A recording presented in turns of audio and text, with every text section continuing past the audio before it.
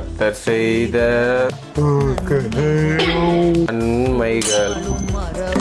மத்தேயு 4ஆம் அதிகாரம் 7வது வசனம் வாசிங்க. யாராவது ஏற்பாடுல இருக்க பழைய ஏற்பாடுல தெரியல. அந்த அக்கா தலையில ஏதோ கூடாரம் போட்டு உட்காந்துருக்கு. அந்த மாதிரி ஏதாவது முக்காடு போட்டோம்னா நல்லா தூங்கலாம். வீட்டுல இருக்கப்பெல்லாம் தூக்கம் வர மாட்டேது. கரெக்டா இங்க வந்து உக்காந்தா வருது பாரு தூக்கம். அப்பதான் வீட்டு ஞாபகம் வருது. அப்படியே இப்போ வீடு மட்டும் இருந்ததுன்னு பின்னாடி பெட் இருந்ததுன்னு வச்சுக்கோ. கடைசியாக யோவான் 4ஆம் அதிகாரம். கடைசியா முடிய போதா?